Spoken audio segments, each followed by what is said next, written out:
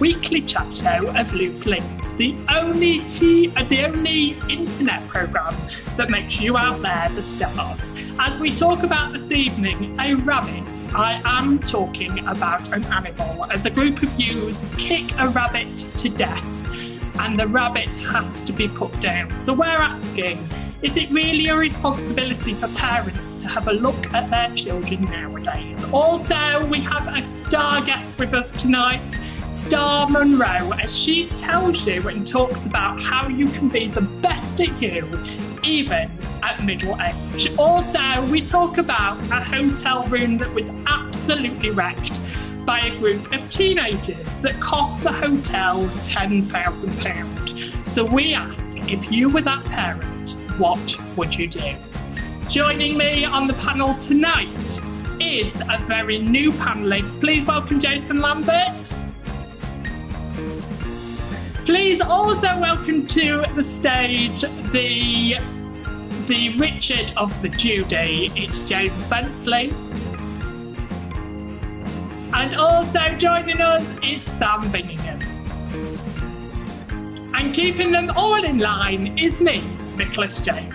All that and a lot more on this week's Loose Links. Good evening, panel. Hi. How are we doing? Are we all right? I'm a bit dark, but I'm here. Dark and mysterious, Sam. Dark and mysterious, I love it. Can we please just welcome our very new panellist joining us this evening? Good evening and welcome, Jason Lambert. Thank you for joining the Loose Links family. How are we doing? I'm good. An hour ago, I wasn't even a panellist. Oh. Welcome to Loose Links. You're so right, Sam. You're so right. Sorry. The world of Loose Links. You'll learn. Yeah, I wasn't either, Jason. Don't worry, you get used to it now. Welcome to the panel. Feel comfortable, feel at home. We will guide you through it. Don't panic. I'm, for once in a show, going to shut up and hand over the reins for maybe all of 2 minutes. Maybe all of 2 minutes if he's lucky. To James Bensley. James Bensley, you have some news for us. I do. As Christmas is coming and our Christmas show is coming up, we would like any budding singers out there that would like to be involved with our Loose Links choir to get in touch. Don't worry, we're not singing an opera or anything like that. Do they know it's Christmas? So if you want to hide in the Feed the Worlds, that's absolutely fine. But let us know if you are interested by dropping an email to looselinks@gmail.com. Thank you. And I've got a special announcement as well for the choir that Sam Bingham has stepped forward this evening and she is going to do a solo for us. You're so funny. Are you up for doing Bono? Anytime you want a 4-bar harmony, send it to me and I'll harmonise it for you. Oh, that's even better. Thank you very much, James. We've got people in. So is that where you go to 4 bars first and then try and harmonise? Let's go over to our polls of last week. Now, we've only got one poll and we are going to go straight over to our Facebook because Sam, our Facebook leader, has been putting posts up every day. Thank you for getting involved with the conversation. Make sure you carry on. It's absolutely fantastic. So we will go over to a post that Sam put. So we're going to put Sam in the spotlight of it this evening and talk about a post that she's put. But the one poll that we do have from last week's show, do you think there is still a stigma surrounding mental health in this day and age? 83% said yes. 14% said no. So the other chat that we had is we talked about would you change your name? Now, we were going to do a post about this, but as you can see on our Facebook page, Sam put up, without me even talking to her, do you like your name? So we're just going to read some of the comments that were put under this. 28 comments. How amazing! Keep the comments coming. It makes me feel loved when I see the comments. Yeah, fantastic. Just a brief thing. If you were going to put Sam in the spotlight, she might be lighter. beat you to it. Oh, Karen Bradford has put, no, I don't like it. I always wanted to be called Lillian when I was a young girl. Sandra said I always wanted to be called Susan. Have I got any more? I don't know how to. This is all very new to me, this like scrolling down on the shared screen. Well, Facebook's more new, comments. yeah. Let's click there. Oh my word. yeah. Joe Lloyd wanted to be called Meredith. Rhiannon loves her name. I like that name. Her name. Robert Thomas Mason wanted to be called Marsden. Arthur. So there's old-fashioned names as well as modern day names, which is fantastic. But thank you for joining in on our debates. Make sure you carry on, Sam. Keep posting because you're doing an amazing job. So well done. So, as you know, I've got a panel this evening that don't really talk. So this is going to be really hard to have a conversation, especially with James, who's the quietest one on the panel, really. Yeah. But good evening, Scunthorpe, as we talk about Scunthorpe this evening, and we talk about a rabbit. No, you dirty-minded people, we are not talking about that rabbit. We are talking about a human rabbit. A rabbit that was beaten. A human rabbit? Yeah, a rabbit. Terrible superhero. A rabbit that was beaten for fun. The live animal had to be put down because it was treated so bad by a bunch of youths. So it's not posting the best of light on Scunthorpe, but my question to you, panel, is, do you feel the youth are counted for today, or do you think we need to take note of this and take more action? I'm not sure how much action you can actually take, like from a law perspective. You know, you can't just lock them up. Obviously, the parents have to have some sort of involvement, but as a parent, you do kind of assess what your kids are doing and what their demeanor is, but you can't be with them 24 hours a day. So I suppose it depends on how much you've imparted on them, as you know, the difference between right and wrong.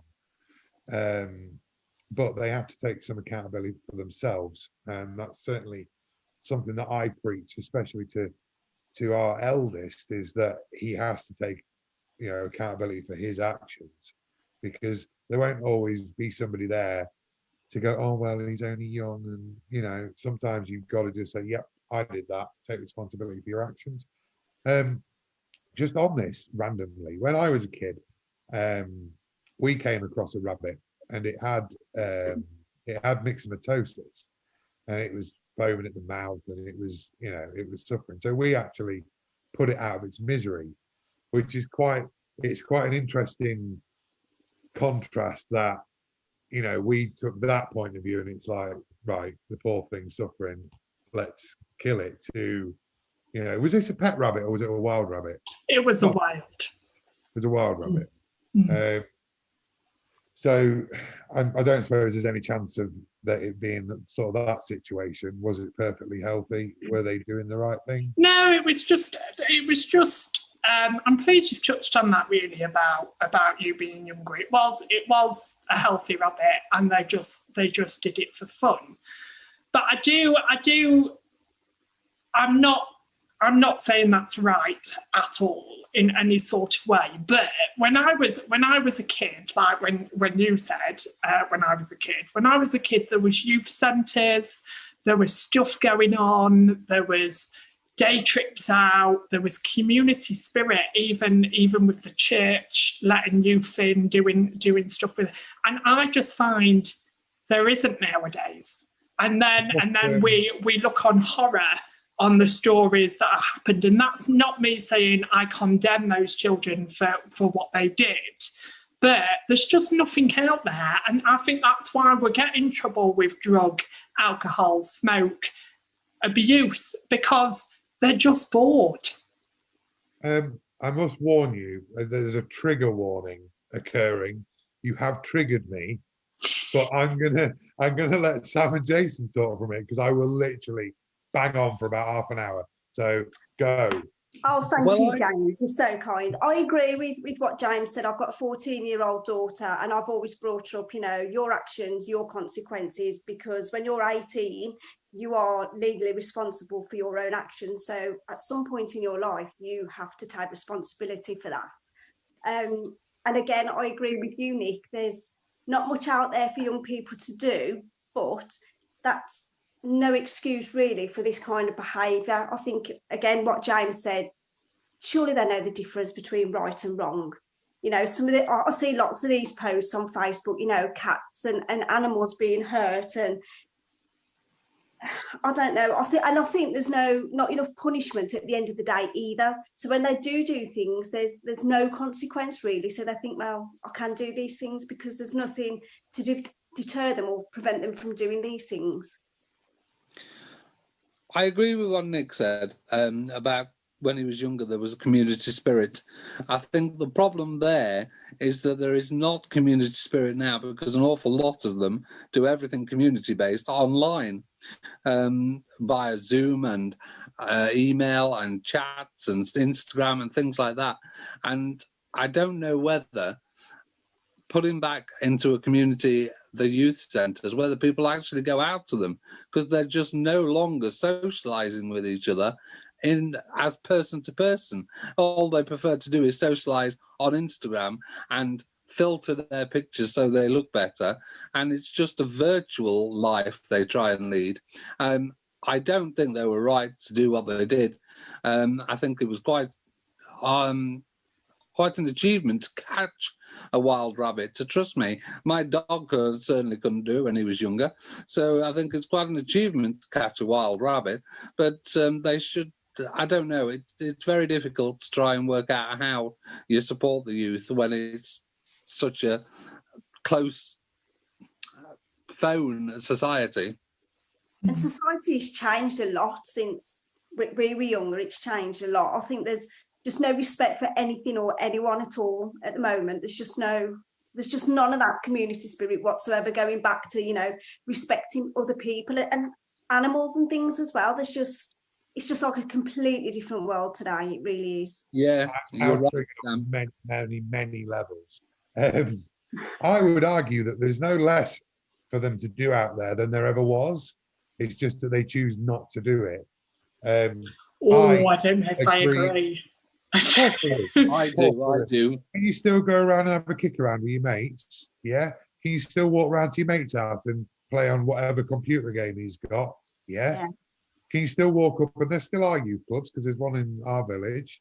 Can you still walk up there? Of course you can. Can you still? Well, what about youth centres that we had, James? What about the places that we could go to where responsible adults were there and organised trips were run and stuff like that? Youths are just. I have a story of our local youth centre.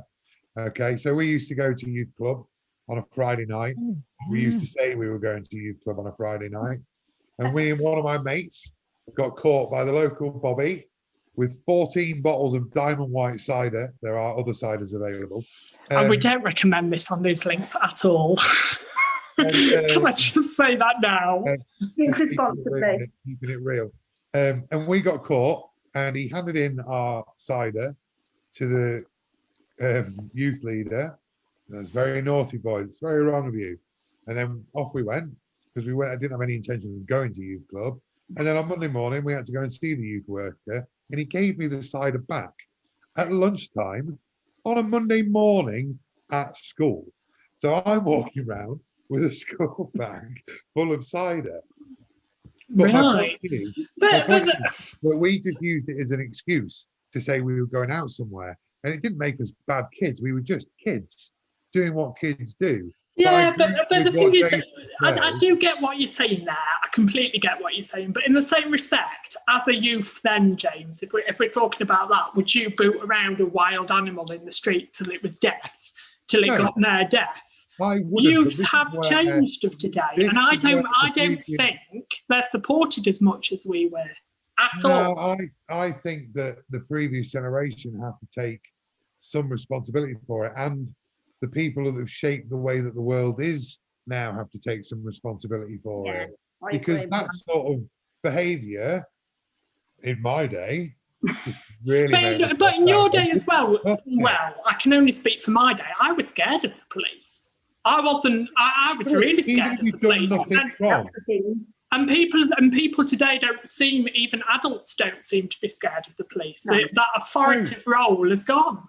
that's because you're not allowed to have authoritative figures anymore. The parents don't allow teachers to have any authority. The police have been castrated of all their power. You only have to look at all of the online videos where you've got adults who are going, well, I didn't give you permission to do that. Well, it's tough luck, mate. I'm a copper and I'm arresting you. Oh, well, I don't want you to. Doesn't matter, mate. You know, and it flows from that downwards, and the youth are going to see that.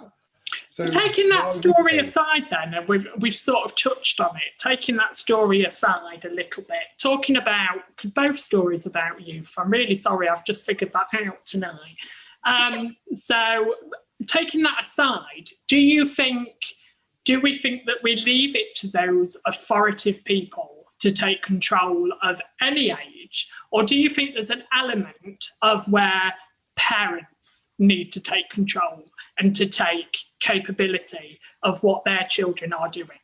Parents have to take some accountability for what their children are doing, but parents are very different. Yeah, now. they do. Like they say that we've progressed in the world, but we haven't really. We've gone backwards a little bit, because every single kid, you know, when I was growing up, you know, they didn't get 20, 30 Christmas presents, birthday presents. They weren't handed everything on a plate. If you worked hard, your parents would give you everything that you need. Well, they give you everything that you needed and try and give you everything that you wanted. Not, well, I must have this and get everything. And it's turned this generation of young people, for the most part, into just such an entitled bunch. And it just goes along with the way the world is now. You know, one person complains about something. Oh, well, we must, you know, do something. You see a headline every day, like the Great British Bake Off had complaints because somebody made a joke. It's like, come on, are we not allowed to have a sense of humor anymore? Because we're not.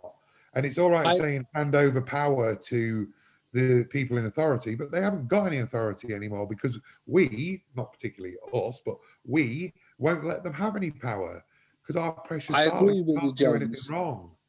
Go on, Jason, go for it. I agree with James there. I was, before I left the profession, a secondary school teacher of 11 to 18-year-olds. And God love you. yeah, I did that for 6 years as a head of department as well. And the children just, the parents almost want to leave responsibility to other people to teach them the rights and wrongs. They just don't seem to want to do it. And if there's anything goes wrong, it's, well, the teachers didn't tell them how to behave. That's not our job. Our job is to mould them into proper adults and human beings. It's not to teach them the right from wrong and teach them and do the parents' job for them and raise their children. It's to actually mould the children that we get. But as you say, they are so entitled, and you go anywhere near the boundary and they'll automatically say, we know our rights. And what do you do at that point? Well, do you think that it's for years been parents over here, teachers over here, health professions over here, mental health over here, la-da-da-da-da. What about bringing that together? What about teachers working with parents being more honest to professionals? We do. Parents coming in, going, because the thing is, I've recently become an uncle, and it's going to be a very long time before schooling starts and teachers. But I've always been brought up to respect, and I will be that uncle that goes in with my sister into the school and makes my nephew stand for what he's done. I'm not, and I think that we're very good at, you can shoot me down because I'm not a parent, but we're very good at saying our youngsters are just the best that they can be. And I've heard I'm obviously not going to say the school, but I've walked past a school where a 3-year-old is walking with their dad, and he's saying, "Oh, this kid has said so and so to me," and that dad is saying, "Well, you need to tell that kid to off." And I just think, and that's coming from a parent to a child to deal with that situation. Yeah, but that's where parenting has not. It's where it leads, doesn't it, from one generation to another. And as James was saying, gradually over the generations, parenting has got a little bit worse, and then you only have that little element of parents who will do right from wrong, like James and Sam are saying, we teach our child to do right from wrong. And I think this whole COVID thing has actually put to parents the difficulty teachers have at school by them being a homeschool, and I'm realising quite how difficult a job they have. Yeah.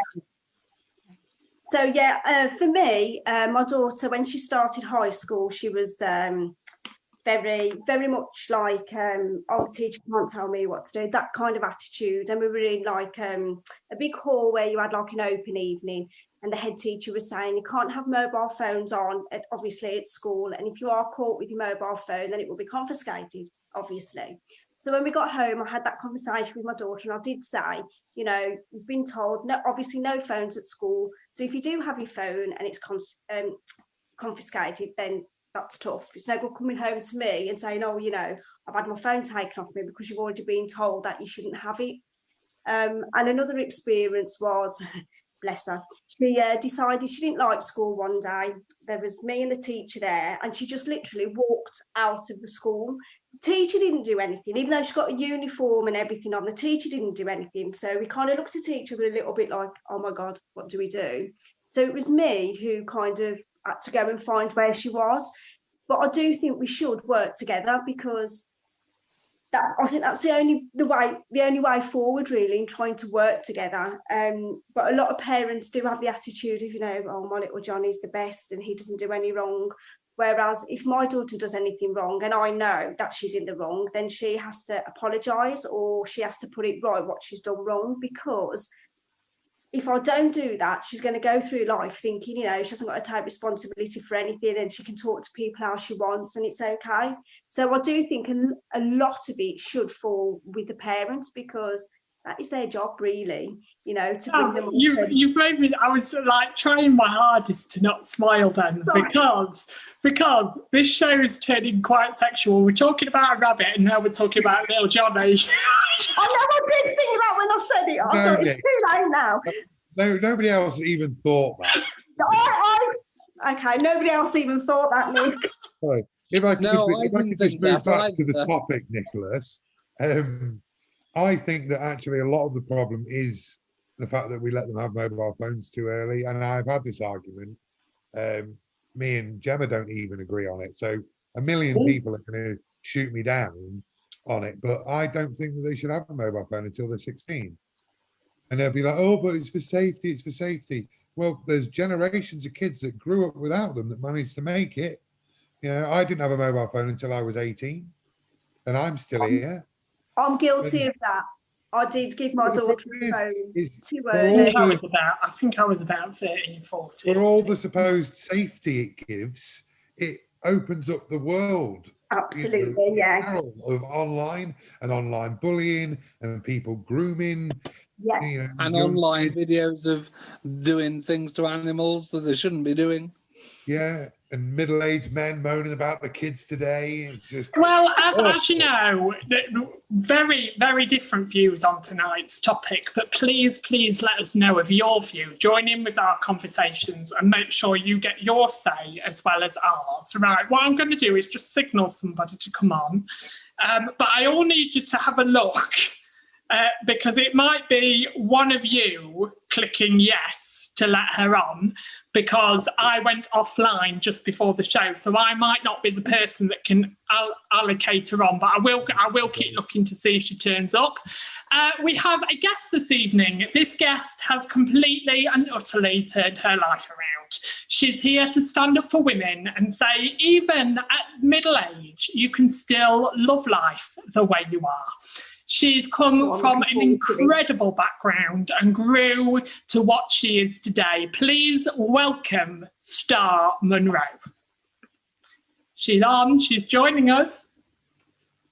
Good evening. Hi. Oh, Hi. Star, you look beautiful. I got dressed up for you all. Oh, thank you very much. How are you?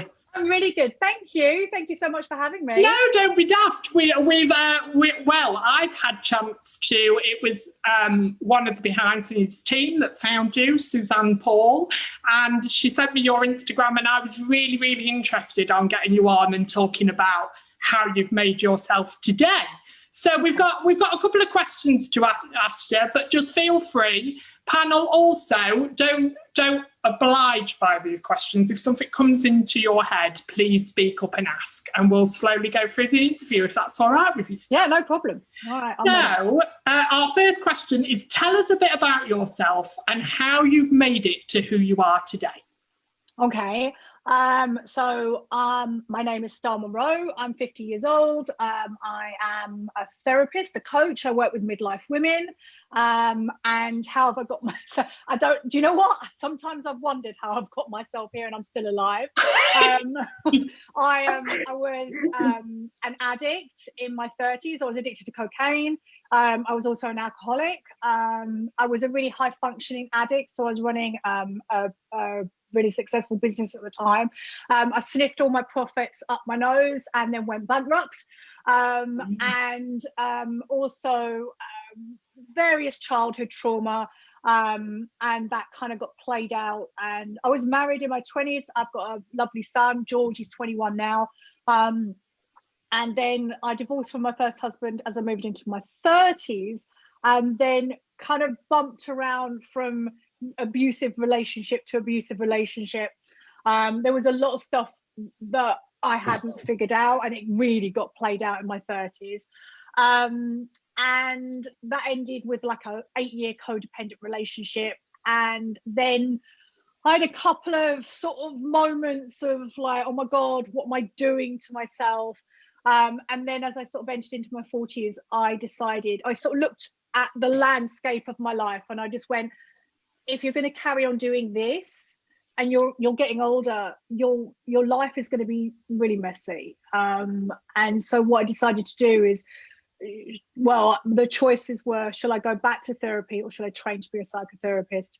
So that's what I did. I went off and trained, put myself through 5 years of school, did loads and loads of work on myself, and slowly kind of unpicked everything that kind of, I call it like all my debris, everything that was making me I was just self-sabotaging all the time.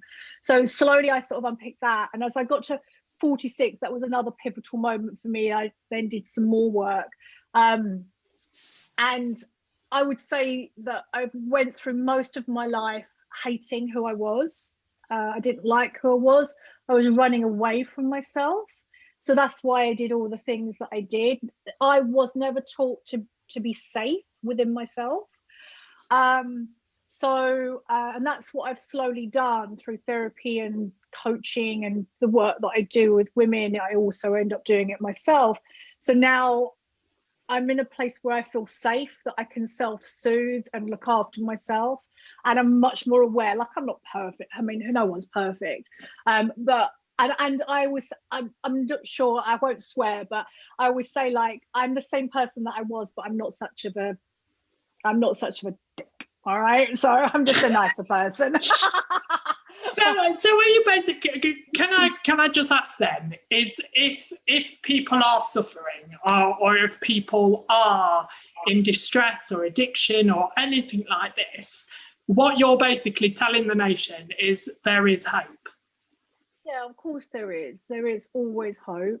And I really understand. I mean, I don't understand. I mean, I'm not in anyone else's shoes. I can only talk from my experience. And even in my darkest days, even when I was like, I had a room upstairs, and I used to sit in the cupboard sniffing cocaine. I used to be so paranoid and I didn't want to talk to anyone. I just knew I was going to be okay. There was a voice inside me that I just knew. It just said, you're going to be okay. You'll just keep going. And I know everyone's issues are different. But for me, that I would say, listen to your inner voice. There'd be something there, your soul, whatever you want to call it. That's what kept me going. Fantastic. That's great to hear. And thank you for sharing so much as well. Thank you for sharing so much about you. Wait, is there another question from a panelist? Yeah, could you tell us a little bit how you support people that come to you for guidance? Yeah, sure. Thanks, James. When I was trying to figure out my stuff, I found it really hard to resonate with people, because you'd go to therapists or you'll go to coaches, but I could instantly see that they hadn't walked my path. So what I did, and I've been trying to do this for so long, like for the last 10 years, is put together my own my own life philosophy. So that's what I've done now, is I have a way of living, a way of life, but also it's backed up with all my academia. So I do it in a membership club. So I do it in a big setting with women. And the 4 pillars that I work with is self-awareness. So you've got to want to do the inner work, teaching yourself how to be kind, because I believe all of us, especially me, I was so hard on myself. And then slowly replacing patterns of self-sabotage, you know, the ones when we numb out, when we run out, with patterns of self-care, and then listening into your higher power, listening in. I think that's really, that resonates with me, because I think a lot of people, a lot of the time, find it hardest to forgive themselves for something they've done. Yeah, definitely. So, yeah, absolutely. I feel that, like, I wasn't the best mum to my son, and I feel deep regret about that. And only now I'm only just getting to the point, because my son's 21, is I was a bad parent when he was growing up, but that I'm not a bad person. No. Yeah, so it's like we start to see that these are facets of us. That's why I love doing the inner work, and I just love doing, like, I really work in a compassionate, kind way, because we're not taught. We live in a patriarchal world that's very hard and linear, and, you know, it must be tough for men as well. Like, you've always got to kind of man up and get on with it. And I don't think it does us any good. No, it doesn't do us, none of us, any good, women or men. Can I say as well that absolutely struck me is when I first spoke to you, and you rightly shot me down, absolutely rightly shot me down, is when I first spoke to you and you told me your age. I went, oh, Star, I've got to say, you look nowhere near your age. I've really got to say that. And actually, you've got something to say about that, haven't you? You're embracing who you are at your age right now. Yeah. So there's so ageism is rife in our society.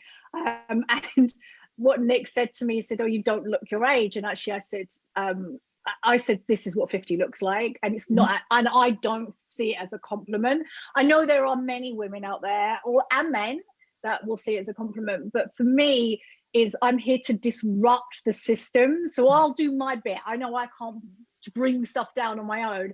And that's what I've learned. I think my ego's tamped down a bit, but I'm here to do the best I can of changing the narrative. So we're all getting older. One of my mentors used to say to me over and over again, she goes, Star, every day we're a day closer to dying.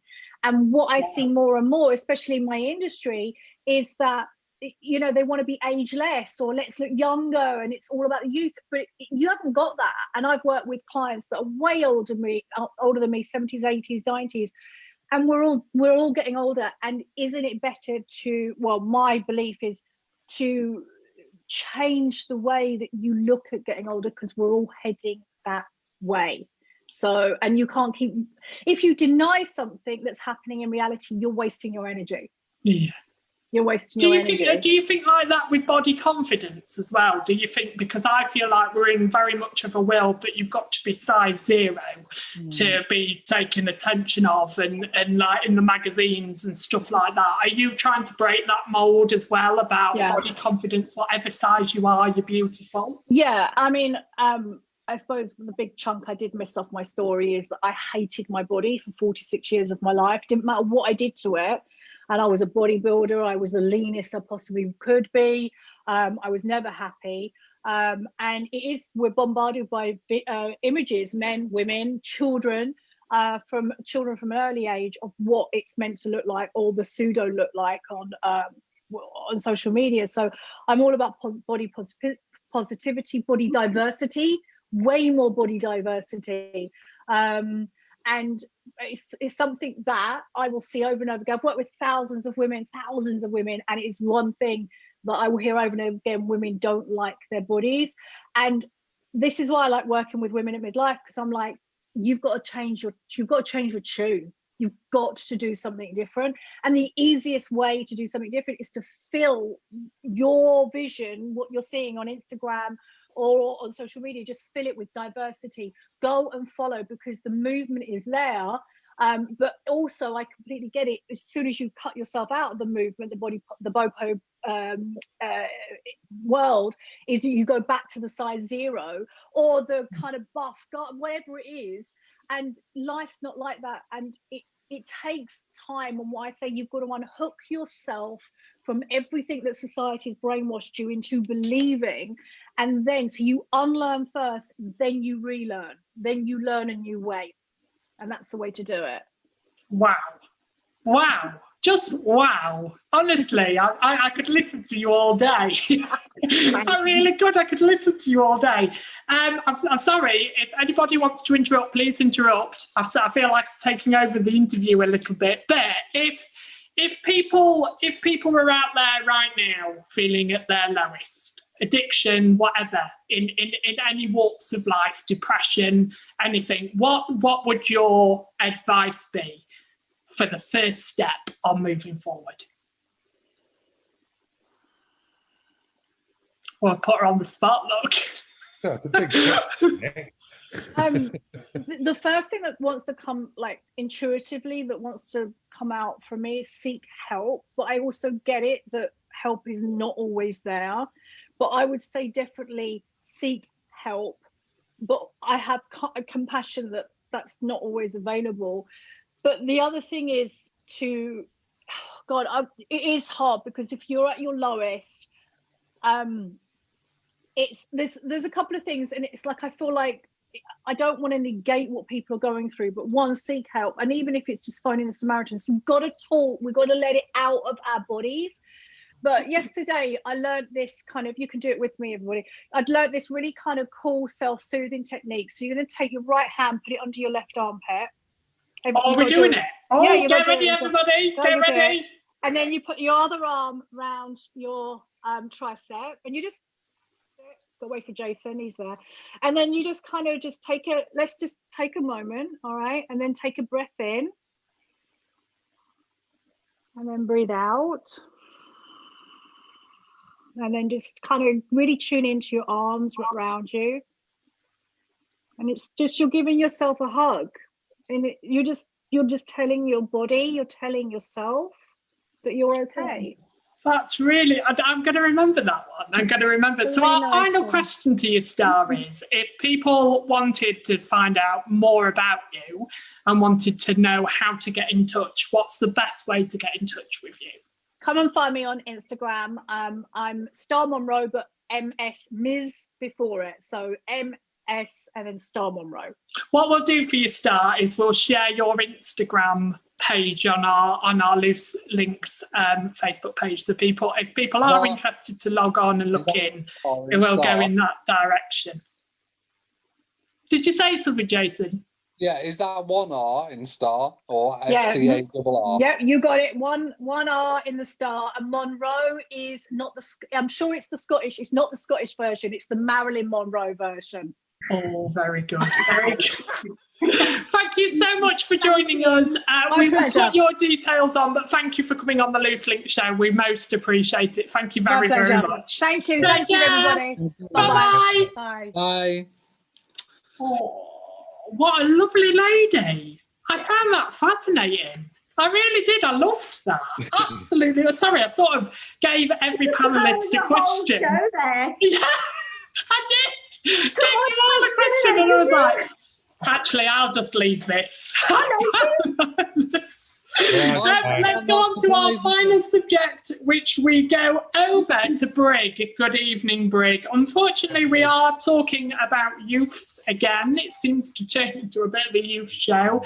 Parents face a fine of a bill of youths trashing a room over £10,000 was the fine that the parents received after breaking the rule of 6 and sneaking 9 into a B&B room.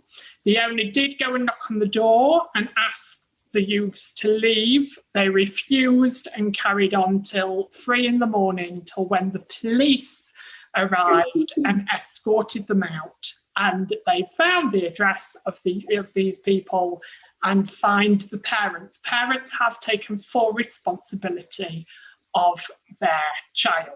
So my question is to you guys, what would you... Can I just jump in? Yeah. Can I just jump in here?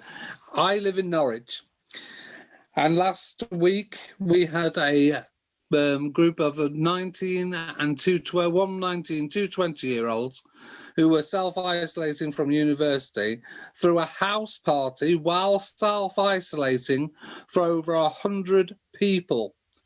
That 19 and 20-year-olds were all fined £10,000 by the police each. And the university have now said they will take disciplinary action against them. I don't blame them. But taking the story of Brig, because we're in Lincolnshire, Jason, taking the story of Brig, what would you do if this was your child? Tell you what, they'd be paying every single penny back. Yeah. Absolutely. Definitely. How old were they, by the way? Yeah. They were, all they've said is they were youths, so they haven't really given age. Yeah, fair enough. The first protocol is the parents, but yeah, they'd be paying it back. Yeah. So they did do it on the news article. They did do it right. There was 4 of them, and they went into a room, but they sneaked 9 more in via the fire exit door. I think if they're old enough to get a job, then they should be made to work and pay that back. Definitely, yeah, they should pay it back. It shouldn't be down to the parents, not at all. If But it was when my they're daughter, under she'd have to 18, pay it back. They have Do you think they should be doing something in the hotel as well, maybe in the B&B as well? Maybe that was my other thought. Actually, you've done this damage. You come and face it every day. You come and do you if that was given to you as a parent of opportunity of the B&B saying, well, actually, we'll get them to work here. That's the thing, and that's the punishment, and they'll have to work in the room that they destroyed. Would you be happy with that? Do you not? I'm not Do you sure not that just think would that's cause more problems than what it would solve. Depends on the teenagers, but the last thing you want in your business is a surly teenager. Do you not think that's going back to the point where they just think that they have the right to do whatever they want again? That's not just the youth. Don't get me started on the whole COVID thing. I've spoken at length about this. As a nation, we're incapable of doing what we're told. So why should our youth be any different? Yeah. Yeah, that's true. Yes, definitely. I feel sorry for them. I do pity the youth, today's youth, because they just, a lot of the time they're set up to fail. I will say that during the first lockdown, I was in the clinically vulnerable, and I had spent 12 weeks indoors, and I did what I was meant to do at that point, and I just think it's so difficult. But I think they've got to learn that it doesn't work the way they expect it to work. This is not a way of looking at things, but the youth have got to understand that this is life. James, I don't think. Jason, I'm just so used to disagreeing with I James. haven't done anything yet. Jason, I don't think it's just youth in that category. I think we need to be looking at all ages. I don't agree that we're categorising the youth of ruining COVID. I think middle-aged adults to older adults are not following those. I said as a nation we're incapable. That's every age group. Yeah. Yeah. I'll be very clear on this. On the bright side, though, if enough people get fined 10 grand, the country's going to recover really quickly. Do you taking this subject to the side? So let's get off youth a little bit. Let's get off their backs. Do you feel brave enough as a person to stand up to somebody to what you believe in, or are you just a yes person in everyday life? I never say what I think, Nick. I think the thing is, it's all right say standing up for yourself, but it's how you do it that is the key. Because it's all right saying you could say something to me and I could say, no, you're wrong, and tell you to F off and walk away. Or, that's normal for me and you. Or I don't think I've ever told you to do that. Yeah. I can start. Or you can speak to a person, explain to them why you think they're wrong, and then you can either agree to disagree, or one of you will change your opinion. And through discussion, you breed understanding. Now, many people will disagree with many things I've said tonight, but I will be able to have a conversation with anybody about it and tell you why I think that way. And that's the difference. Just because we disagree doesn't mean that we can't be friends. No. And I think that's what's so perfect about Loose Links, really, is it's a safe platform to have the agreement. I do want to go a little bit over, and I am going to put a little bit of somebody on the spot here. Sam, I'm going to come to you, because obviously we had a show a couple of weeks ago about a survivor of domestic abuse. And what I wanted to talk about tonight with you is mainly that question, really, because I feel like we're in the same boat a little bit. Now, if you had asked me a couple of years ago, and I wanted to ask you the same question, really, if you had asked me a couple of years ago, yes, I was very much a yes man. And I said yes to everybody, and I didn't want to disagree, and I just didn't want argument, and I was afraid of losing friendship. But as I've hit, I haven't told you, but as I've hit 30, I'm bang on about it all the time. As I hit 30, and from my last experience of coming out of mental health hospital, my life has turned around. I do stand up for myself a lot more. I don't take friendships anymore that aren't beneficial to me as well as to that other person. It's got to be a two-way thing. Sam, do you feel like you've changed over the last couple of years in that sense? Oh my God, yes, I've changed so much. So before domestic abuse, I was bubbly and all the rest of it. During domestic abuse, and a couple of years after, I was the yes person. Just so there was I can't deal with confrontation. I couldn't deal with anything like that. Anything to keep the peace, I'd just be that yes person. However, now I'm 40, I am, if I've got something to say, like James has just said, I'll say it in a nice way. You either agree or disagree. It doesn't matter which, because I won't be offended or I'm not going to fall out with you or anything. But I do say what I feel, because when I was in that relationship, I was pushed right to the back. And now, actually, I am important. My thoughts and my feelings are important. So I'm not that yes person anymore. But I look at things differently as well. I don't know if you're the same. Situations, if I think there's going to be a little bit of, on Facebook and stuff, there's lots of debates and things, and it's really hard to understand if someone's having a go or anything on Facebook, because obviously it's like a message.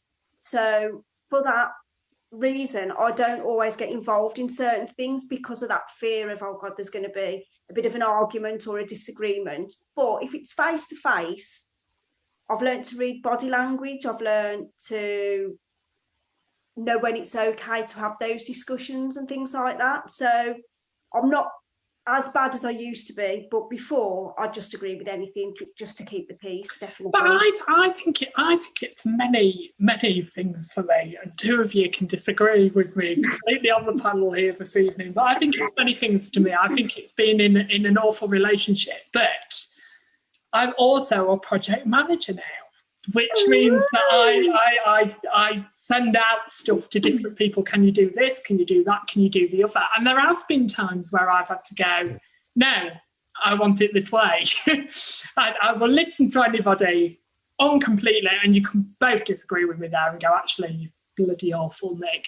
But I will listen to people. But the thing is, I feel like I've found the independent me, and I've found what I want out of life. And I'm not going to be a doormat to anybody again. And I'm not sure you listen all the time, Nick. I mean, for those people, some people... You can say that, Jason. You can say that. Some people, you won't know, but Nick and I have known each other for a long period of time over a certain issue, and I've spoken to him on numerous occasions about it's all it. coming out. It's all coming out now. And he's not listened to me. This is my ex-partner, everybody. If you really want to know, this is my ex-partner. So yeah, I have started to open my ears a little bit more. But come on, tell us what you guys think. You've heard our views on tonight's show, on the discussions on what did you say, James, there? Well, I think, just very quickly, 2 points that Sam brought up there. Yeah. One, on Facebook, it is really difficult to tell how something is meant. But fundamentally, you're not allowed to disagree with people because people are too busy to go, you're wrong. Yeah. And that's it. Yeah. That makes it very difficult to discuss, which is why nobody understands each other. And also, with the changing you as a person, you've got to be very careful not to go too far the other way. Because if you go past that point of standing up for yourself to possibly being the more aggressive person, that person who was abusive to you is still controlling your actions. So it is a fine line. Yeah, definitely. Definitely. Yes. I still do have some of those tendencies. Like when I panic tonight, it's because in my mind, sometimes I think there's going to be a bit of a backlash. Someone's going to say something to me. So I've done it to you loads of times, Nick, where I go, sorry, because that little bit of fear is still there, that, oh my God, something's not gone right. And I'm a little bit apprehensive or worried that I'm going to get told off or shouted at. So a little bit of it is still there. But as for standing up for myself and saying what I think, I've come a long, long way. And this is the beauty of Loose Links. We are professional sharers, and we will carry on being professional sharers, but make sure that you have your say on your topics. Thank you for joining us for our extra long episode this evening of Loose Links. We did have a discussion in the last meeting about that we need to combine it and cut it shorter. But there was somebody, not mentioning a name, but there was somebody that said, actually, if the conversation's flowing, why stop it? So we're never going to. You can watch Loose Links in short bits, or you can watch the whole episode. But we'll carry on until the conversation stops. Can you thank my panel this evening? In the dark corner was somebody bringing on. One half of Richard and Judy was James Bensley. 2:30. And the queen of new panelist was Jason Lambert. Join us next week, where on the panel will be hopefully Adam Harrison, Dee Kelly and Sandra Overton. Make sure you tune in for more discussion, more debate, all of that. Thank you for your company on Tuesday night, and we'll see you next week. Good night. Right.